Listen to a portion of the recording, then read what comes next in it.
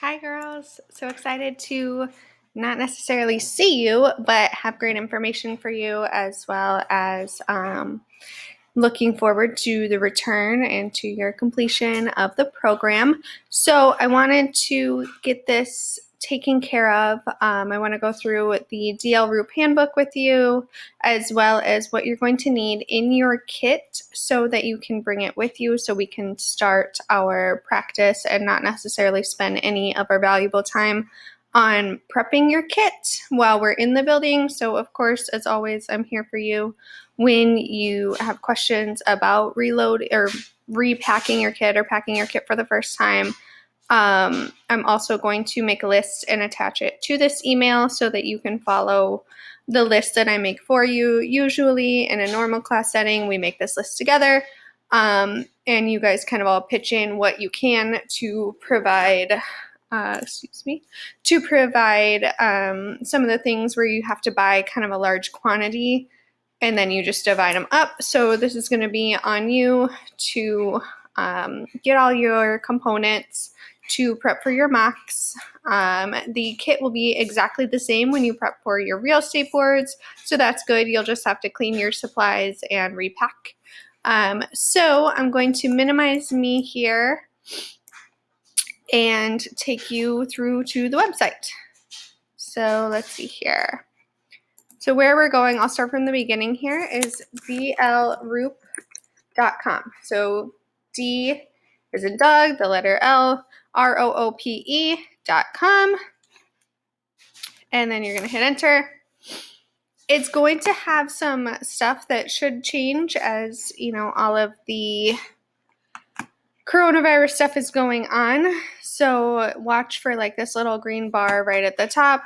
There's also some important information. So if you see right here on the main page, important information effective 6/1/2020, temporary grading procedures are put into effect.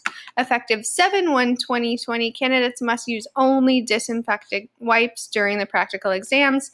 Spray disinfectants are not permitted. So we did talk about that a while back, saying that they were going to be leading into the barbicide or capicide wipes. So now they finally do have a date, which is nice. So if you take your test after July 1st, you're going to definitely use the disinfectant wipes. I'm going to click here for more information because this information is a little bit tricky as the COVID-19 changes develop. So for now, there's temporary grading procedures. Keep your eye on this. Make sure when you're actually ready to test that you are constantly checking this website to see if these pieces have changed. So, effective 7/1, candidates must use only disinfecting wipes during the practical exams. Spray disinfectants will not be permitted. Temporary grading procedures, effective 6/1/2020. NIC, the developer of the exam, realizes supplies such as hand sanitizer, disinfectant wipes, and antiseptic are limited or unavailable, and that this may have an impact on testing. NIC has authorized all of our test centers to accept anything that is the best attempt or simulated product of these supplies. Any candidate that does not have proper hand sanitizer, disinfectant wipes, or antiseptic will not be deducted points on a temporary basis. If you are unable to get disinfecting wipes, you can simulate this and you will not be deducted points. You can simulate disinfectant wipes by using wet paper towels and plastic Ziploc type bag. You will want to make sure to still print off the manufacturer's label and put it on the bag as though there are real disinfectant wipes inside, and you will use them just as though they are disinfectant wipes. Please note, during these temporary grading procedures, spray disinfectant is still not permitted. Hand sanitizer can also be simulated. You can bring a bottle labeled hand sanitizer and you can fill it with whatever simulated product you want and then use it or pretend to use it as though it's actual hand sanitizer. Antiseptic may also be simulated. These are temporary grading procedures. Please check our website prior to your exam to confirm these temporary grading procedures are still in effect. We will post an update 1 week prior to the expiration of these grading procedures. Please note, if your state requires face masks in public spaces, it is your responsibility to bring one with you to the exam.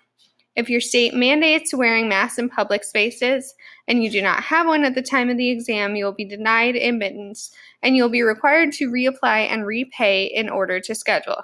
It is your responsibility to come prepared. If your state does not require face masks to be worn in public, but you wish to do so, that will be permitted. Face masks may be worn during the entire exam. However, you must briefly remove it for visual inspection during registration prior to the exam. If you have any questions, you can contact there. So what that means is originally and normally outside of these circumstances, you would have to have a real hand sanitizer with a real hand sanitizer label, like the original manufacturer's label, and you would have to have a disinfectant with the manufacturer's label. So now specifically they want disinfectant wipes, not disinfectant sprays. So you would have to have disinfectant wipes in their original container. For now, until they say so, so at the very least, a week before, let's see here, 1 week prior to the expiration of these procedures, which they didn't give an expiration as of right now. So I would, again, just keep checking once you book your test.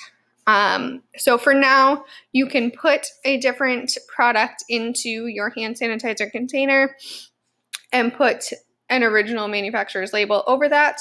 Same thing with your disinfectant wipes. You can make them with paper towels, put them into a Ziploc bag, but still have a manufacturer's label. So if you go to, if this is something you need to do because it's not working, you can't find them, you can go to Barbicide's website. All of their labels are available on here.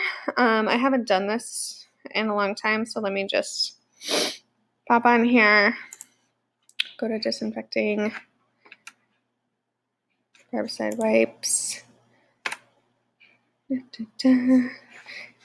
Download product label. So I went to disinfecting Barbicide wipes, download product label. Here it is. You print it off, tape it to the outside of your Ziploc bag with your paper towels in it, and boom, that's done. So again, make sure you're checking this so you don't get docked because they've changed the rule on it. I don't know how long they're going to keep going with this. Okay. So if you have any questions, you can contact them or you can contact me. There is no one in their office still. They're still working remotely, but they are pretty quick to email back. I got some answers, I think within an hour, which was really surprising. I wasn't expecting to get a response at all. So anyway, okay. So then we are going to head over. This is that main homepage again. We're going to go to testing, applicants, and information. Then we're going to go to Wisconsin because that's where we are. Right here at the top, exam information is what we're going to click. You do want to keep mind of this important information section. Just always check where it says like updated 1/17/20.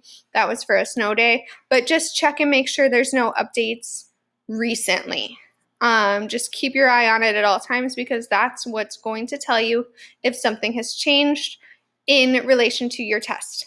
I did ask because you guys know that we knew changes were coming. I did email them and ask them if those changes had a date yet, and they said they currently have no knowledge of when they'll be making those changes because of all of the delays that COVID has caused. So as of right now, your test will remain the same. They do have to give us 120 days before putting the change into effect. So they have to give us notice. So for now, if you're taking it in the next 3 months, you're still in the clear for the way we're going to go through it today. Okay, so we're going to click exam information. Then you're going to scroll down here to the aesthetics handbook and practical CIB.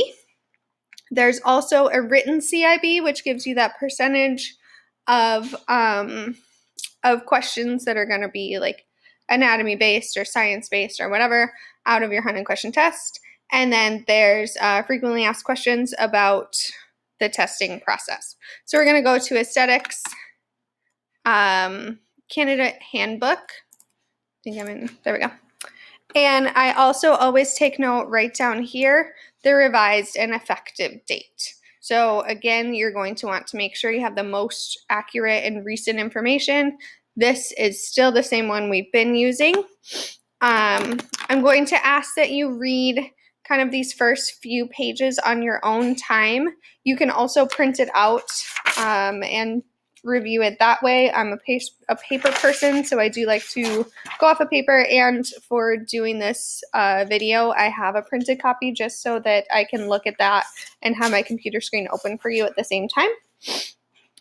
So please just read through these details. It's all about your actual test and what that's going to look like on test day, the requirements, things like that, but not so much about your mocs. I'm not going to check your ID when you come in or anything like that, or take your car keys or anything like that. I do ask on test day that you put everything into your locker except for your kit supplies. So make sure your phones are not in your smock pockets, because we only get one shot here. So I don't want to have to fail you for something crazy like having your phone on and having it go off.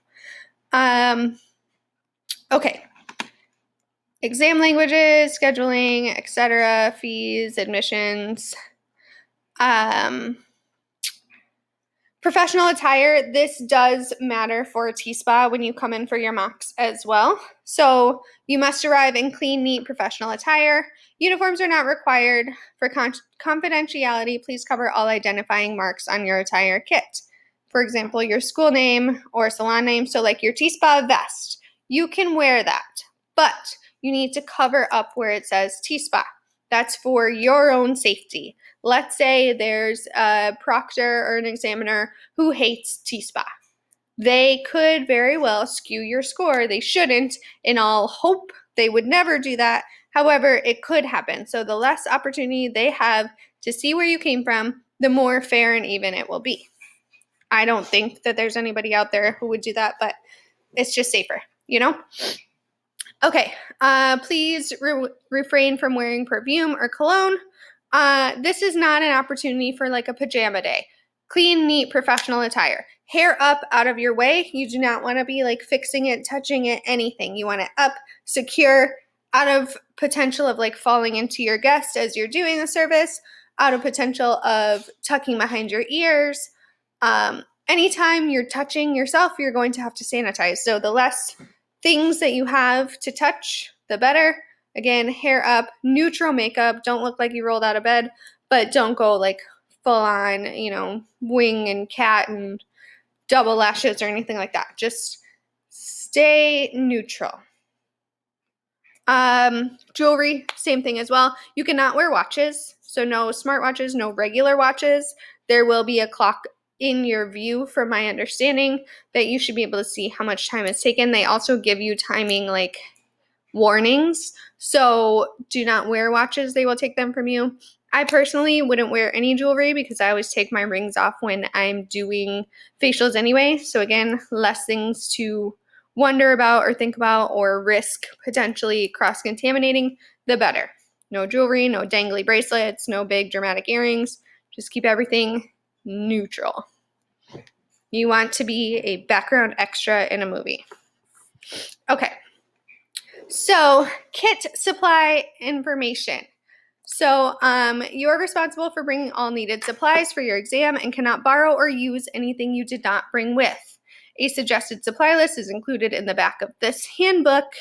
We're going to make our own because I feel like the suggested supply list is very minimal in comparison to the reality of what you need. And if you base it just off of that, if you fast forward all this and go straight to the end, you're not going to have all the supplies you need. I can guarantee it. I've watched it happen. So please bear with me, follow along. Recommended kit size is no larger than 30-30. So if you're thinking about like a roll-on suitcase that you would take onto the carry-on portion of an airplane, that's a reasonable size. I think a lot of you have those like black rolling duffels for your kit supplies at T-SPA. You can use those. The one thing you want to make sure is that it closes completely. And when I'm talking closed, I mean like zipped, nothing can get in, kind of closed. Every time you go in it, you need to close it. It's just like your cabinet.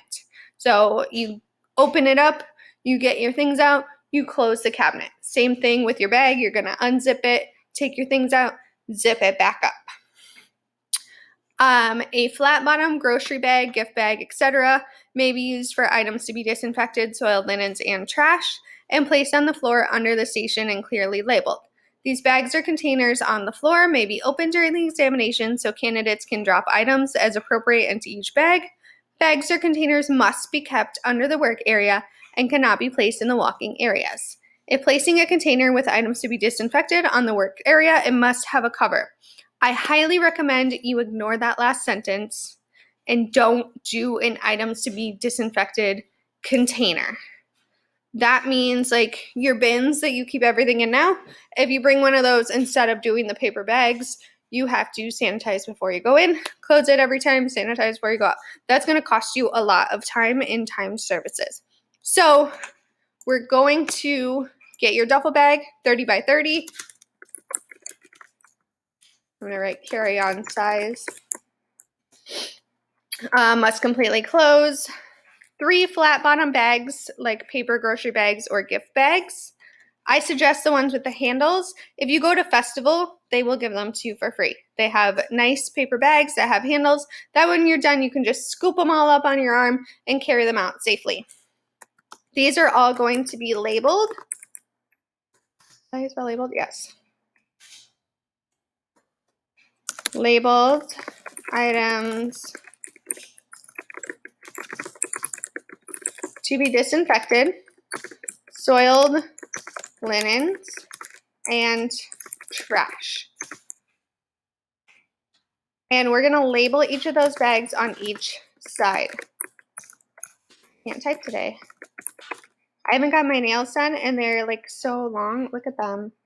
I just painted over them and so like I can't type the way I normally would. Okay, 3 flat bottom bags, i.e. paper grocery bags with handles. If you can't find the ones with handles or you don't go to Festival, it's not a huge deal, but it is a lot easier when you're leaving because you have to carry everything. Nothing can go back into your duffel bag. So it's a lot to carry, and if you're carrying 3 paper bags with no handles, it's harder. So you're going to label your paper bag. Your gift bag is fine too. Make sure it's big enough that you can fit all of your supplies in it. So think about like the size of a grocery paper bag if you're not going to use a grocery paper bag. If you're going to use a gift bag, just think about that size. Label every single side of it. That way, no matter how you have to arrange it or how you arranged in the room, you can see what bag you're putting stuff in, and your examiner can see what bag you're putting stuff in, because they will look in each of your bags to make sure you're not throwing a towel in the trash or trash in the towels or in the items to be disinfected. They're going to check that every single service. So make sure you both can read it. Then inside of those paper bags, we'll pop back over here, you need a liner. So 3 plastic liners, think like normal plastic grocery bags. Plastic garbage bags are fine, whatever fits. Again, I like the plastic grocery bags because if I have my paper bag with handles, I can take my plastic grocery bag, put it inside, and loop the handles around the paper bag handles, and then it stays up, and I don't have to worry about that sinking in, because if it sinks in, you have to stop what you're doing, pick it up, correct it, sanitize your hands, and go on. Because if you're getting garbage or anything outside of that plastic liner, you're cross-contaminating. So make less work for yourself. Paper bags with handles, plastic bag liners with handles. You can put those plastic liners inside of your paper bags ahead of time.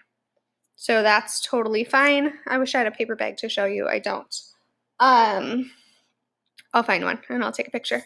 But you can do that ahead of time. So all you have to do is just open them up and stand them up on time to go. Okay. So you're not permitted to use aerosol products, which there's nothing that you would have that you would use for this time anyway. You can bring a container of water for any of the sections and can bring hot water if desired. All water in containers must be taken with you and not disposed of at the testing facility. So I personally am like a remove with hot towels person, so I would just do my towels. If you're a bowl and water person and you like to dip your sponges in the water and remove that, I highly recommend a Tupperware container with a lid. The challenge again being if you toss the lid, then now you have a whole bowl of water that you need to take care of. So, and we'll practice this and you kind of see what works best for you. I don't recommend bringing water. It's more work for you. However, if you are someone who's like, I need to use water to do removal or to do whatever, let me know and I'll walk you through how to do this with a container of water. You're not permitted to use wax heaters at any time during the practical exam. Wax products are simulated and do not need to remove the actual hair. Candidates should select products that will enable them to demonstrate tasks in each service. Prohibited items are the things that we were talking about. I'm not going to strictly enforce this. I highly recommend that you do read this section and plan for it. Mannequins, you must bring one mannequin head for the practical exam and a table clamp. You guys do not have to have a table clamp because your mannequin lays flat. So you have that makeup mannequin that has kind of that flat head. You can just set it on the table. You don't have to clamp it. That would never work anyway. They will look at your mannequin, so make sure there's no markings like, the practice mannequins that we have that have like arrows for which way to do massage manipulations. That would be considered cheating and they would kick you out before you even got it. So make sure your mannequin is clean with nothing on her, no makeup, nothing. If you have the face, the removable face, make sure that both faces are clean, not like the top one is clean and the bottom one has a full face of makeup on it. To the best of your ability, scrub her down. If you need to pre-cleanse her, if you need to use like Goo Gone, I don't know, get her as clean as possible. If there's a stain, maybe let them know or put the other face on. As clean as possible though. Okay, then the exam consists of 2 sections. The written with 10 state law questions for 90 minutes and the practical approximately 3 hours. These are set up in 2 different days usually. At school, they're going to be on your last day of the week. So you'll do both because they're both pretty short. It will all get done in the matter of time that you would have a normal school day. Here is where we start the breakdown. So the exam, the exam consists of the following sections, indicated in bold and caps. Work area and client preparation and setup of supplies, cleansing the face, exfoliating the face, using implement or materials, including towel steaming, massaging the face with product, work area, new client preparation and setup of supplies, hair removal of the eyebrows by tweezing and using simulated soft wax, facial mask and conclusion of facial service, facial makeup, blood exposure procedure. That is the exact order that we will do it and that they will do it on state boards. Nothing is different. They won't rearrange it. They won't pick and choose. It will go exactly as we go through it. So we're going to scroll into, you need a 75% to pass both at school and in your mocs. We're going to scroll down to the actual start of your exam. Make me smaller here. Okay, so the blue is exactly what they will say to you and what I will say to you during your exam. The black is what your grading criteria is. So the grading criteria is either a yes or a no. So if in an area you didn't meet all of the standards of that bullet point, then you would fail that entire section of the service. So I'll read through these with you and then we will do the hands-on in school on your first day back.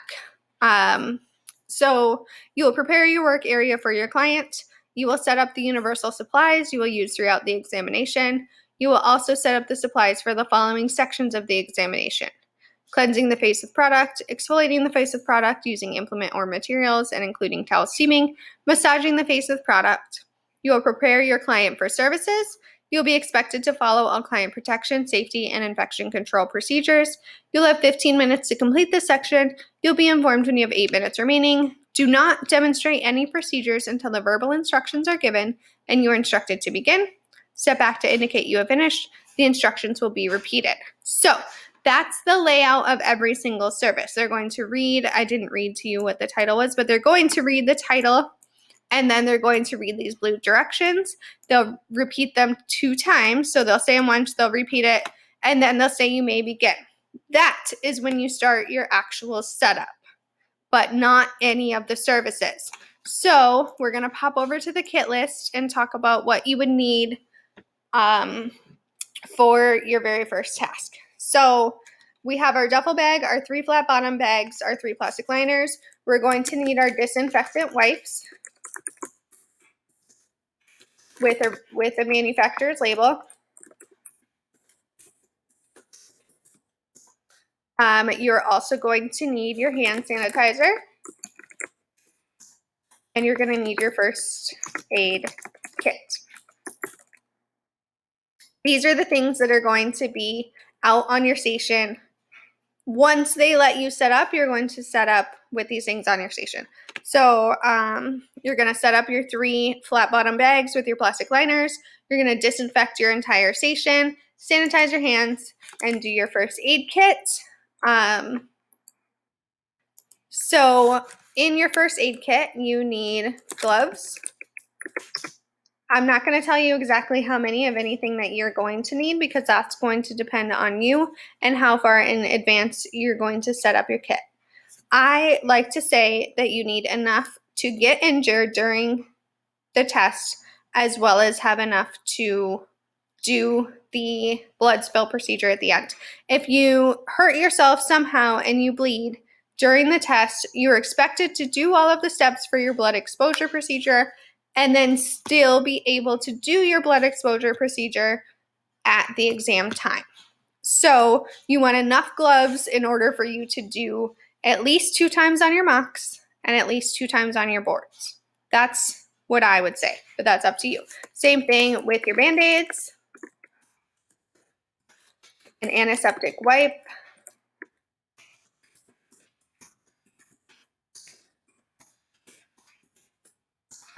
you need 2 plastic bags per injury. So we're going to double bag everything. I do not believe in the glove counts as a double bag. We're going to take everything off, put it into the first bag, close it, put it into the second bag, close it, and then throw it away.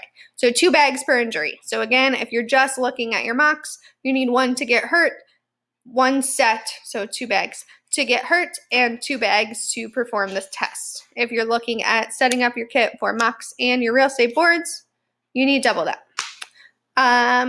And we'll walk through how to do your blood exposure. Don't worry, we'll get through all that. You also may choose to have paper towel on your station. Again, up to you. If you're going to do a roll of paper towels, I highly recommend just unrolling some and putting them into an extras bag in case your paper towel rolls off your table.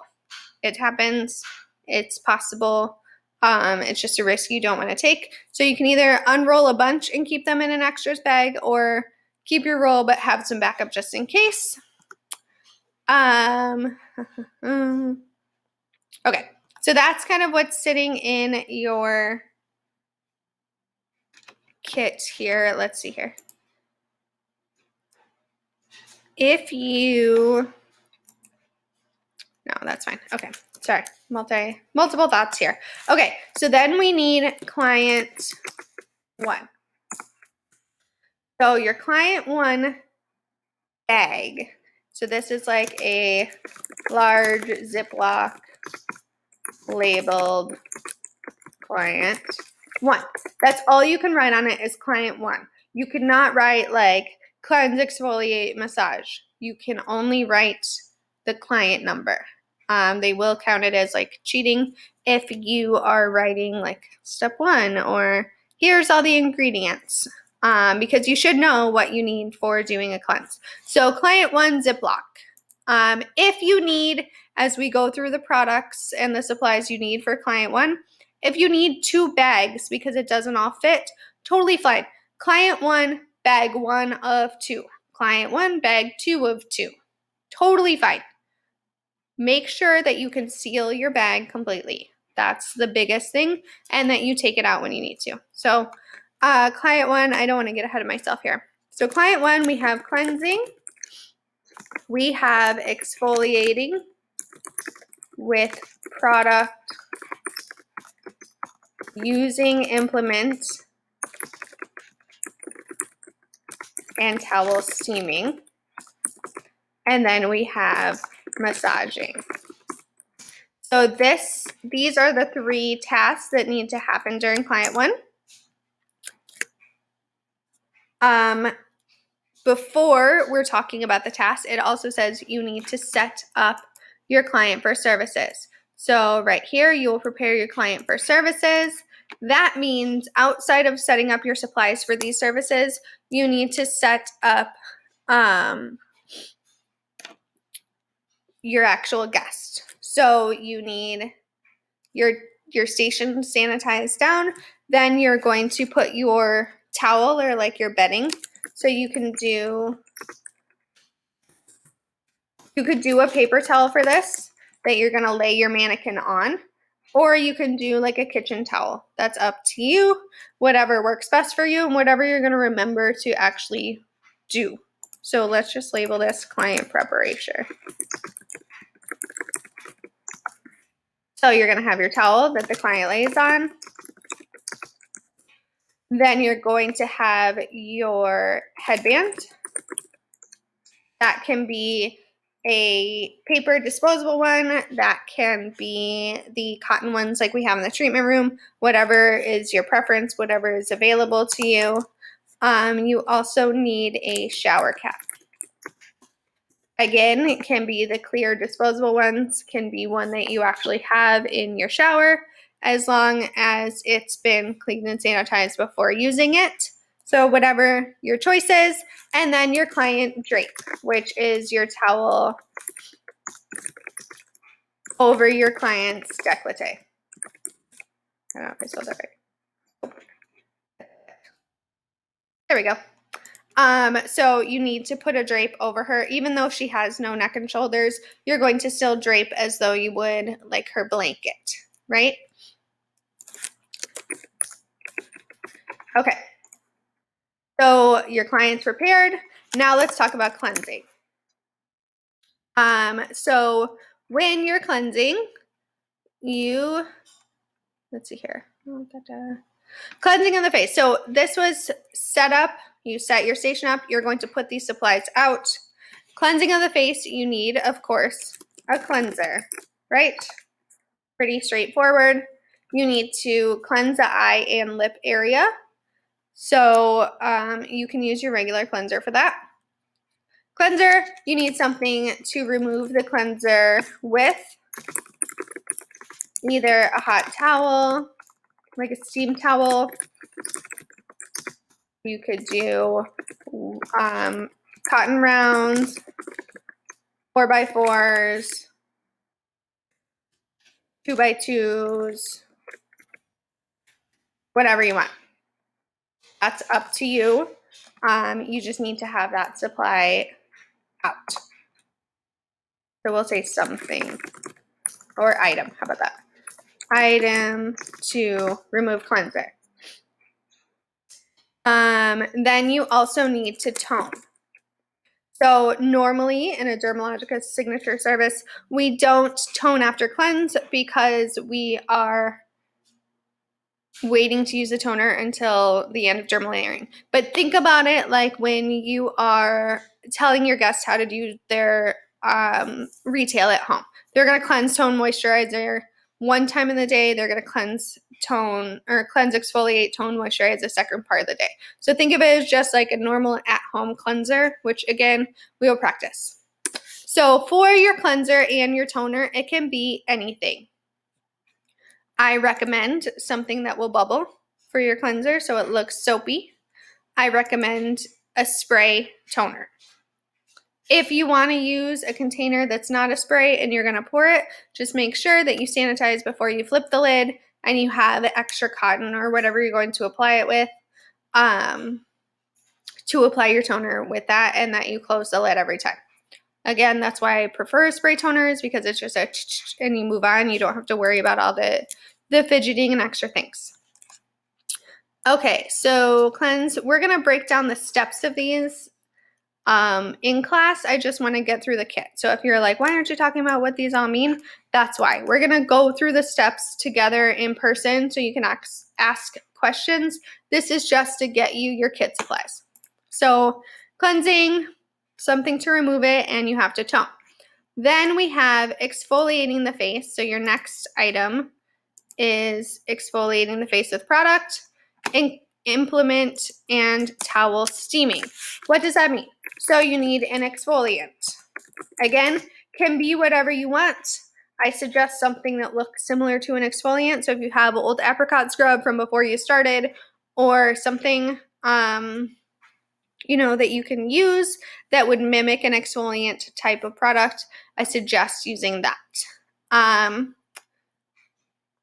You will need, let's talk about, I'm going to make a note. We're going to talk about containers at the end. I'm just going to make a note here, sorry, because they're finicky. They're not, but the procedure to use containers is kind of complicated. So I just want to get through it, and then we can talk about like your container choice for how you're going to store your exfoliant. So you need an exfoliant.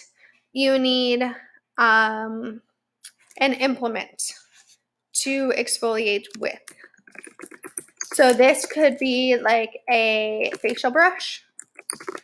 This could be a 2x2, which is kind of unrealistic. You would never just rub exfoliant around with like a cotton round or a 2x2, but it could be, this could be one of those little like Clarisonic heads that you can use to just kind of move the exfoliant around. Whatever you want, just something to move it around. To me, the easiest is just taking one of your facial brushes and using that to move it around, but something. It requires an implement for exfoliating, so enhancing that exfoliation, not technology related though. So if you want to use like the head to your Clarisonic, just take it off of your Clarisonic and bring it and move that around. Okay, then you need your steam towel. So this can just be in a Ziploc bag. Wet towel, wet it the night before. Don't wet it like now and then have it sitting in a bag. It's going to be moldy and gross. So just wet it the night before, and then you're going to apply the steam towel. If you need extra product, I mean, I typically remove all of my product with a steam towel. If you need extra cotton for that, go for it. I'll just put it as needed. Okay, so that's exfoliating. Then your next task is massaging. So we need a massage product. Put product here. Again, it can be any kind of lotion.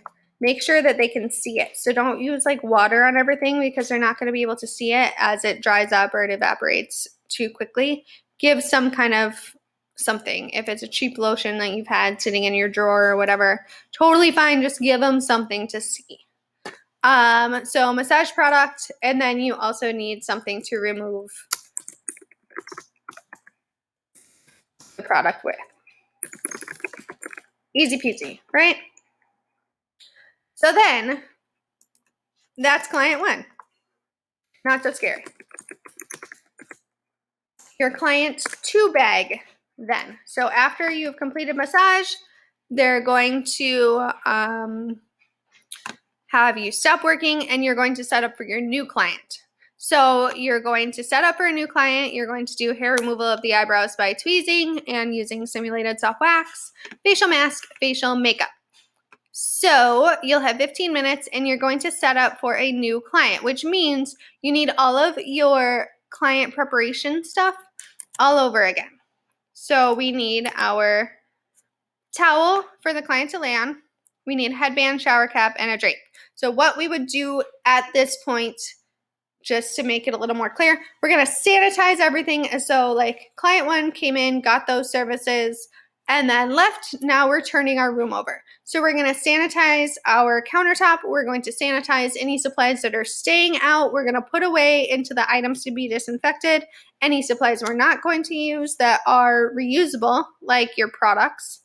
We're going to throw away any extra cotton rounds that have been sitting out. We're going to put any physical, like actual towels, your steam towels, if you used a towel for the drape, if you're using a reusable headband, those are all going to go into soiled linens. And we're going to sanitize our station and reset up for our next guest, our client 2. So now we put a new towel down or paper towel for the client to lay on, put our client on top of it, re-drape them with our headband, shower cap, and the towel over their décolleté.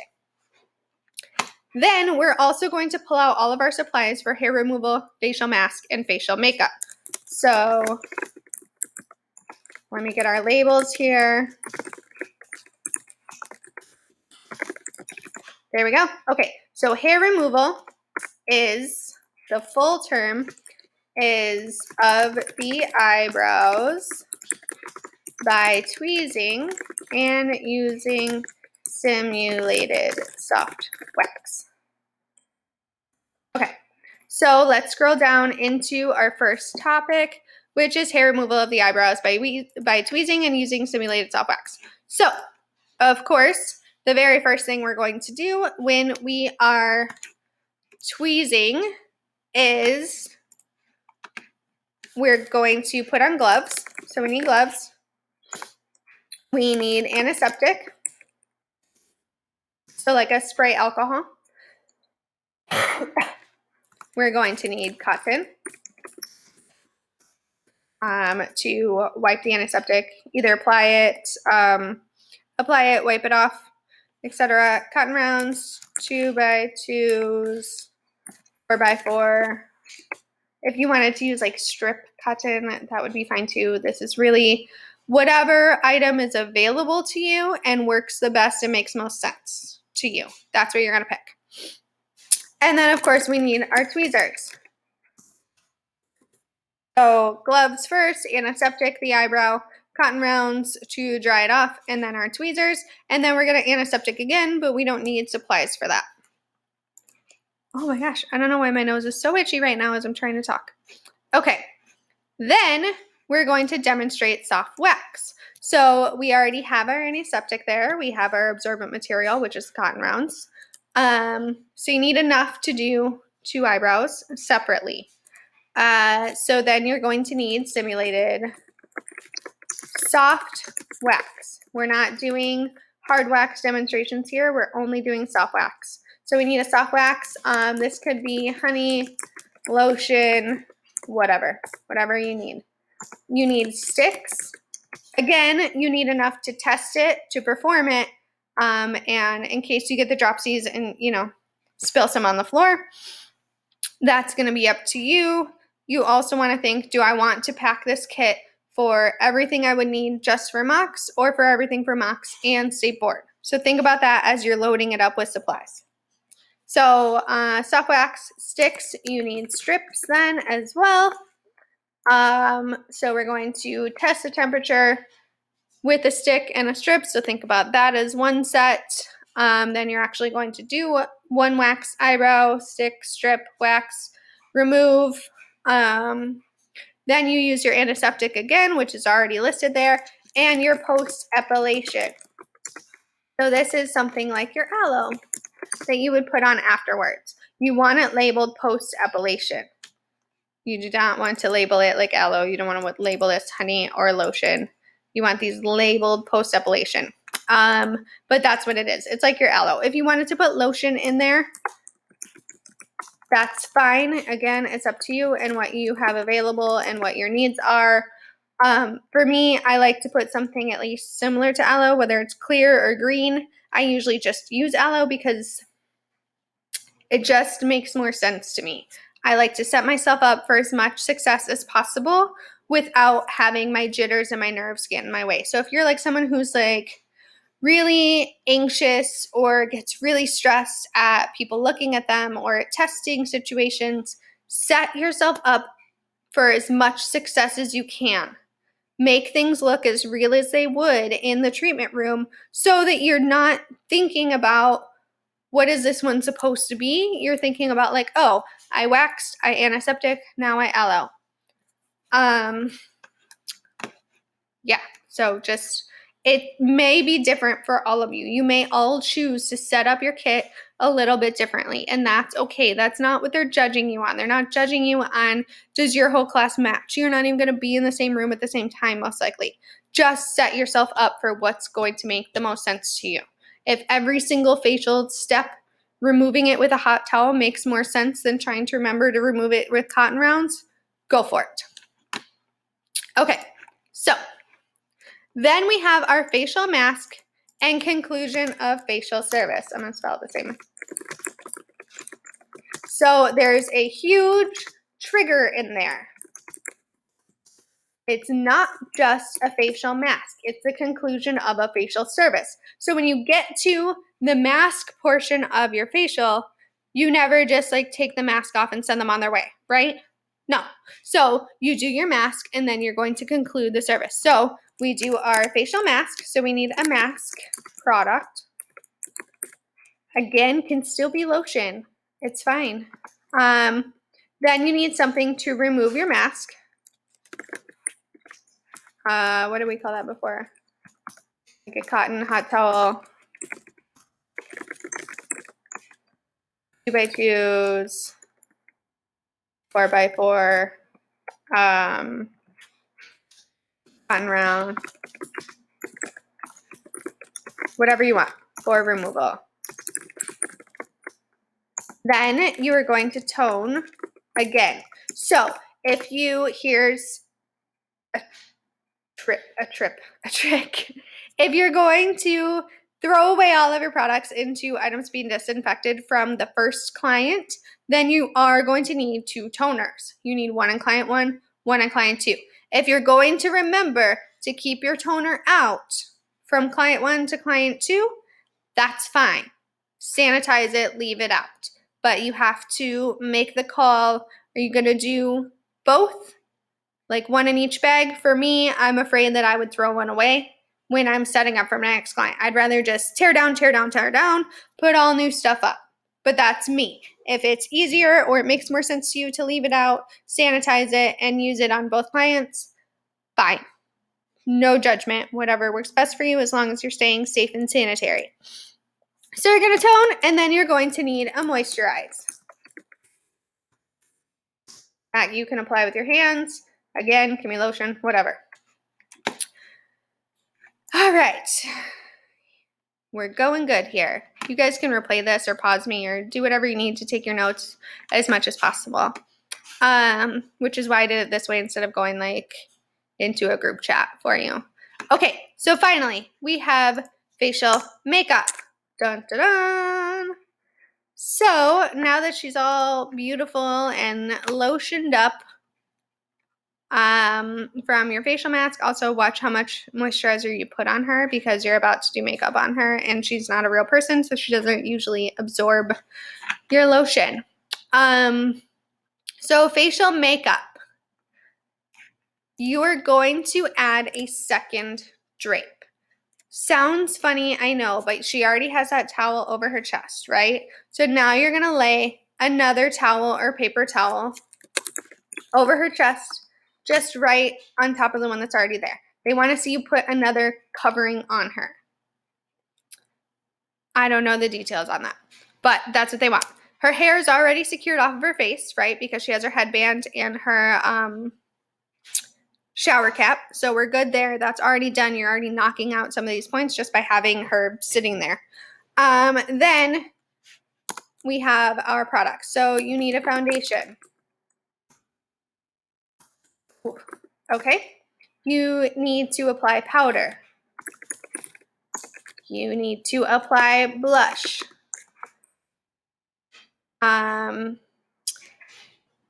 going to skip right here where it says groomed eyebrows. I'm going to put that at the end, and you'll see why in a second. So you need to apply eyeshadow. You need to apply mascara, lip liner, lip color. Then, of course, you're going to need disposable implements for application. So things like sponges, spoolies, which are mascara wands. Spoolies, you can use, again, whatever you want. So if you want to have like eyeshadow or lip wands, go for it. But if you want to just use a sponge for all of that, that's totally fine too. Whatever works best for you. You are going to have, with your spoolies, I'm going to backtrack here. You need mascara, for mascara. But you also want to take 1 or 2 spoolies for grooming your brows. So again, you're not going to double dip, so have enough mascara wands for your mascara to pretend to apply to both eyes. Just make sure you're not putting it back in and you're not using the wand on your mascara. If you have a cheap mascara that you're going to use for this that you don't care about, cut the wand off of your tube of mascara so that you don't run the risk of it, like how you do at home, like dipping it, putting it on. If that wand is gone from your tube of mascara when you unscrew it, you open it up and be like, oh my gosh, I have to use a spoolie because there's no wand here, and your nerves again can counter yourself and your behaviors. So, grooming brows. I highly recommend that you take a couple spoolies and you put like either a label, a blank plain white label on them, or a piece of like colored tape, or I've seen some people like paint the end with paint or with nail polish or something. Basically, you're giving yourself a mental trigger that doesn't show any cheating. It's not cheating. You're giving yourself a mental reminder like, this spoolie is for grooming eyebrows. That's why I have it. Because I don't know about you guys, I don't ever like brush my eyebrows while I'm doing my makeup. I don't know. Whatever. It doesn't matter. You want a trigger to say this spoolie is for grooming. So put a piece of tape on it, put, a different colored end on it. If you want to use the one that comes in your kit, I think it's in your tweezer kit, maybe, I'm not sure. If you have one in your kit and you want to use that, it's fine. Make sure it's clean and make sure it goes into items to be disinfected and not the trash. Also make sure that it's not porous in any way. So it needs to have like the nylon bristles. It needs to be a plastic handle. So that's fine too. Up to you. Hope that all made sense. Okay, then eyebrow lip wands, if you want them, whatever implements you need for your application. I highly recommend, no, I don't highly recommend. They specifically told us not to use brushes. They said use disposable implements. So just go with it. Even if you're like huge on makeup and you're like, God, I don't want to do that. The second thing I can tell you when you're picking your colors, I'm going to put a palette here too. So you can scrape it. This can be like a paper plate if you want it to be. This could be a legitimate palette. It could be like those paint palettes we use in the Aesthi room. Whatever you want. You just want something to scrape your product onto. And you can double dip into your palette because you're going to throw it away. Or you're going to clean it off. Whatever. There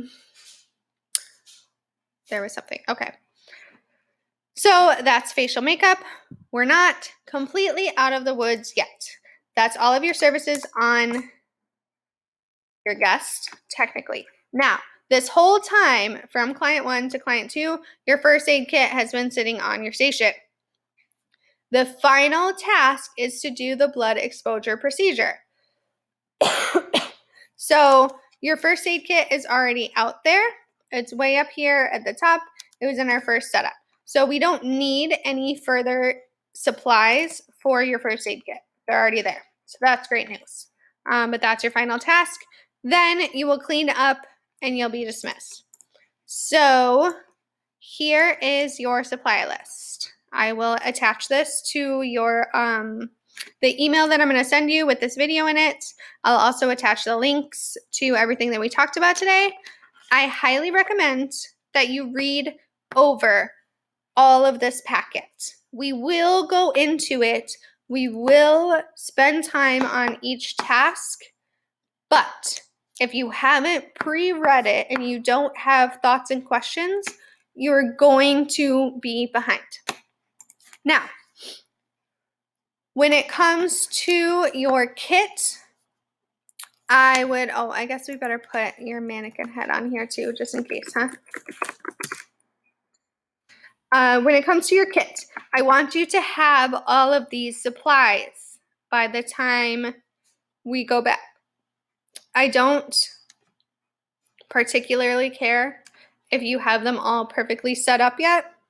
We're not going to use this in class during practice unless you want to. That's going to be your choice. I will provide everything that you would need to perform the services, but you're not going to be pulling them out of your kit and getting that practice experience. So if you're someone who's like, I really want practice to run through exactly how mocs is going to run through exactly how state board is going to run through, that's fine. Then make sure you have enough supplies for you to perform practice with all of these things, and make sure that your kit's set up before we get there.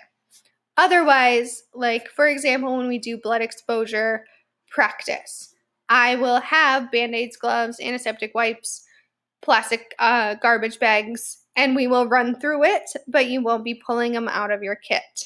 So totally up to you. I will also look at anyone's kit that you want me to. If you do have your kit pre-packed, I will go through it with you and make sure everything looks like it's all in there. I can't guarantee that I have like a final word to make sure you have exactly enough sticks or anything like that. I'm not committing to that, but I will double check your kit with you both before mocs as well as before your real state board if it ends up being further out or something like that. I'm happy to look at this as many times as I need to up until the day of the actual test. So we will go through all of these procedures on our return date, which will be a Wednesday and a Thursday once we're approved to come back to school. So you guys will have priority for mocs Wednesday night and Thursday night. We're going to let, the plan is to just have classroom with you guys 5 to 9 Wednesday, and then your test on Thursday. So we'll spend all of Wednesday prepping, then Thursday we'll do your test. Yes. So, and I know that it sounds scary and it sounds like a lot, but I know you guys and I know what we can accomplish in 4 hours. I know 100% that with this information and this packet, you are going to be fine with 1 day of practice. Now, which is honestly, all that the other classes have ever gotten either. So it's not like you're getting shorted. You're going to be great. I know all of you. I know all of your skill sets. You're all going to be great. So I'm going to pop over just to cover some information about your written. Back to our testing applicants information, Wisconsin. Then we did exam information. I clicked written CIB, which CIB is a candidate information bulletin. Here's just a general idea of what the written will be about. So there's 55% scientific concepts that covers microbiology, infection control, methods of infection control, safety procedures and guidelines, anatomy and physiology, histology and physiology of the skin, understanding of skin disorders and diseases, understanding composite body hair, excuse me, basic chemistry, and then 45% skincare services.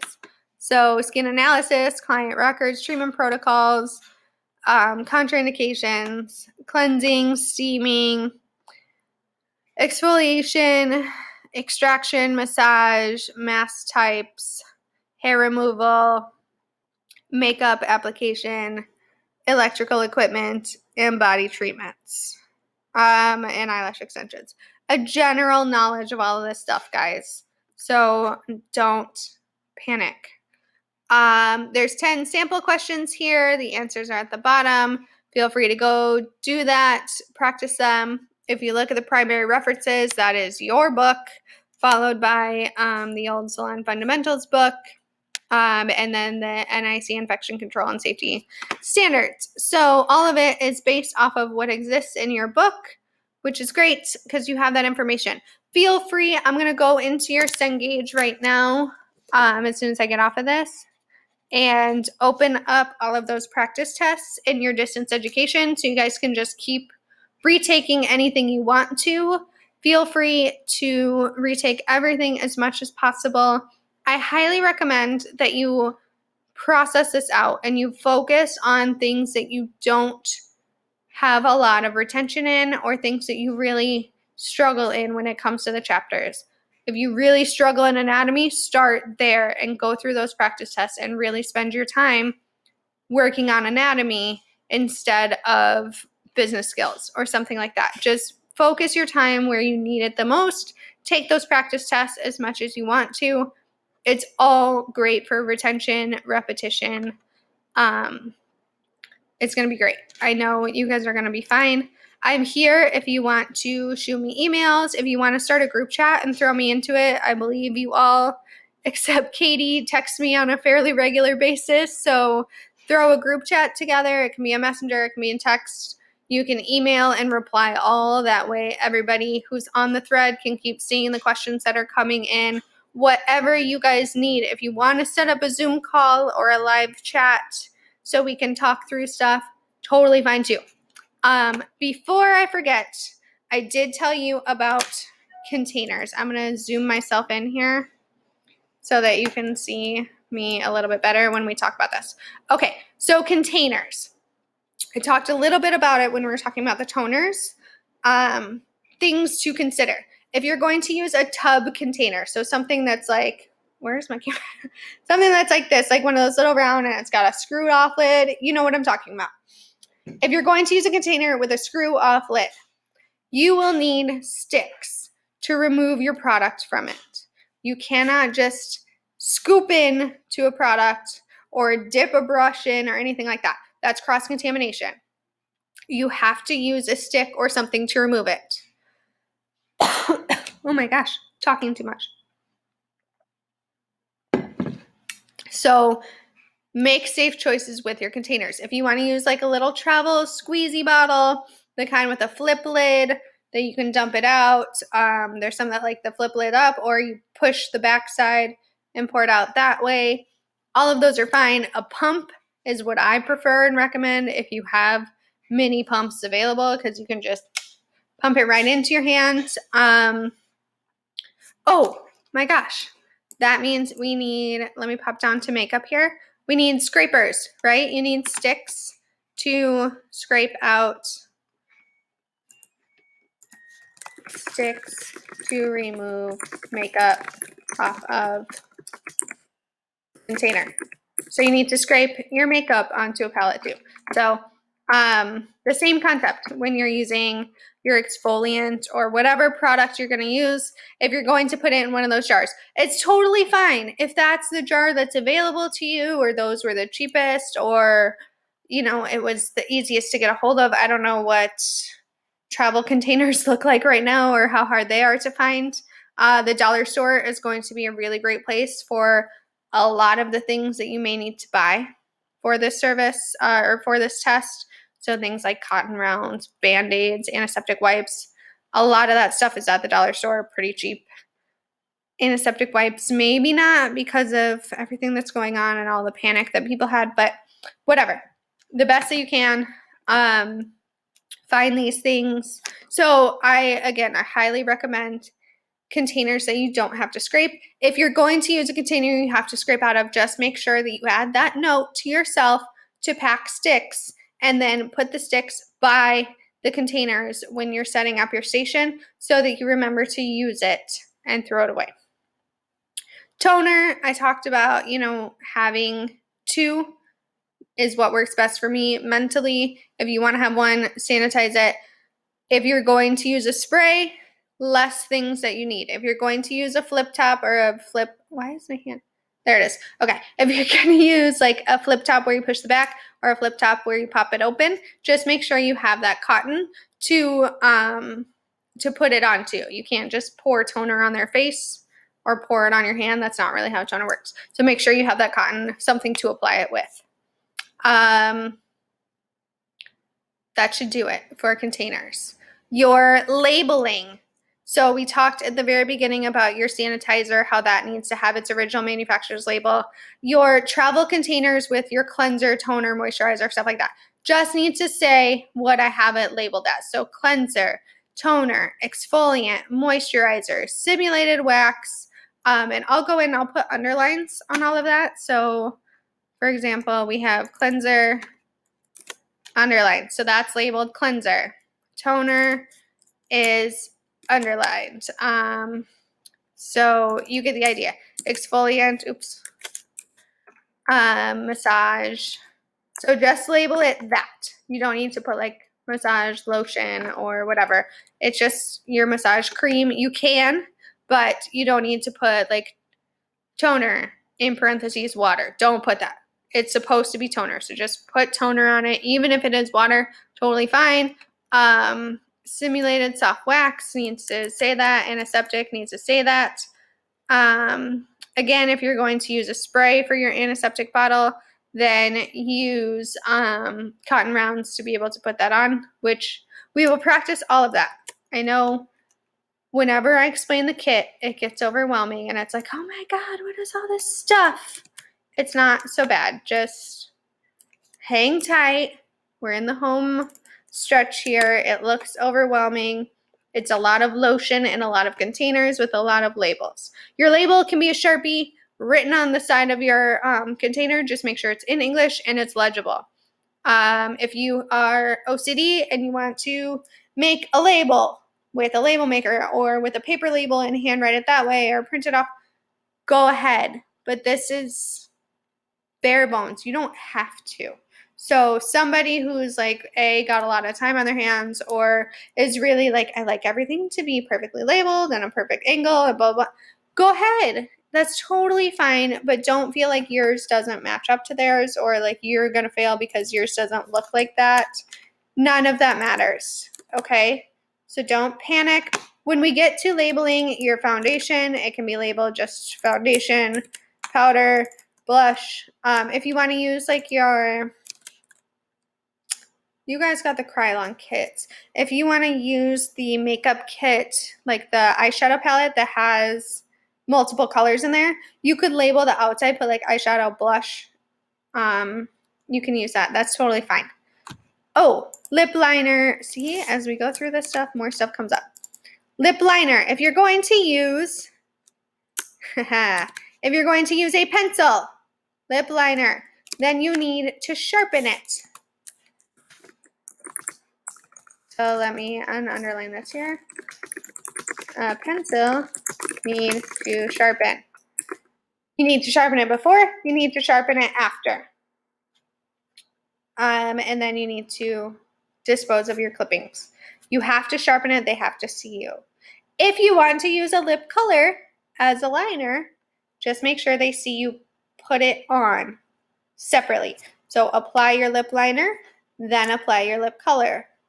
That's all. There's plenty of time for them to see what you're doing. So don't panic. Like, unless you're speeding through it, they will see you put the lip liner on, even if it's the same color as your lip color.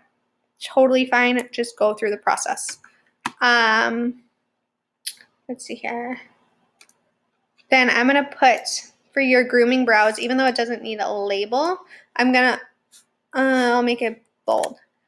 I want you to remember to put that little like marker on it, some sort of symbol for you to say like, these are for the grooming. Okay, so that should be everything that you need to label. You need a pencil sharpener. Okay, so again, I'm here for you. I know that you guys are going to be really successful. I know that right now everything's a little crazy and it doesn't feel like anything's getting less crazy, but it is. And you guys are all ready for this.